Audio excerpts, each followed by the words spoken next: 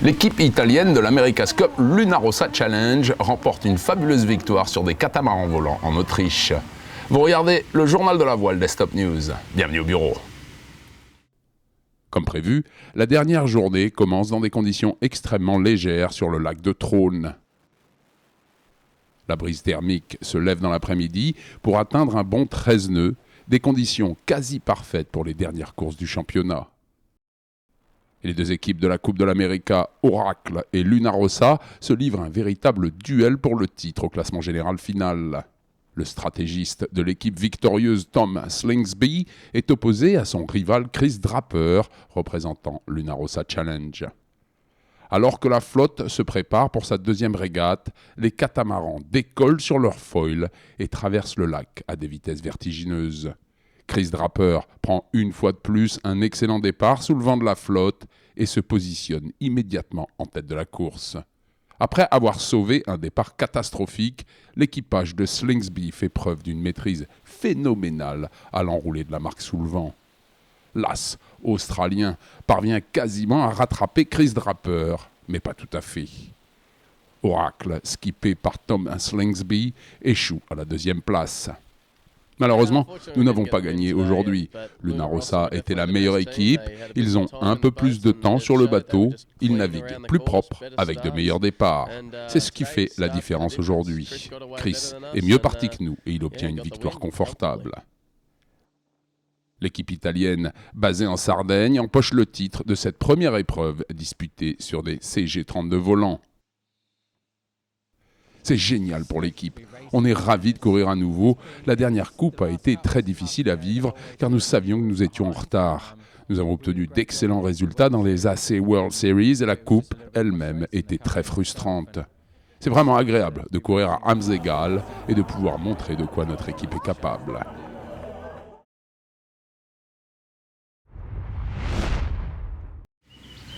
Des conditions capricieuses pour les maxis engagés dans la Rolex Capri Sailing Week. Vous regardez le journal de la voile des Stop News. Bienvenue au bureau.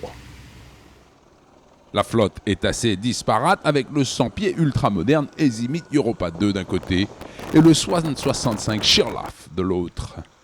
Véritable point d'orgue de la semaine, la Volcano Race est perturbée par des conditions très difficiles au retour du Stromboli.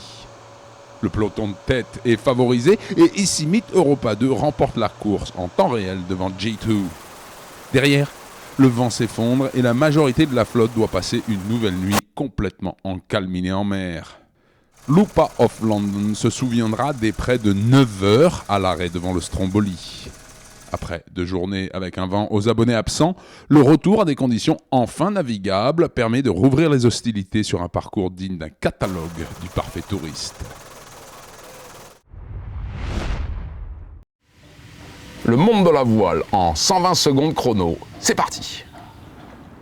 Alors que le protocole pour la 35e America's Cup paraît enfin, le prestigieux trimaran vainqueur de la Coupe en 2010 rejoint le siège de Oracle à Redwood Shores, en Californie. Un énorme et étrange hélico gros porteur se charge de le déposer délicatement sur le petit lac, juste devant le bureau de Larry Ellison. Pendant ce temps, le Defender rencontre à nouveau le Challenger of Record à Sydney, en Australie. Les entraînements sont intensifs et les régates entre les deux AC-45 au couteau. Thomas Coville met à l'eau son nouveau monstre des mers, l'ancien Geronimo d'Olivier de Kersauzon, acquis par le Team Sodebo.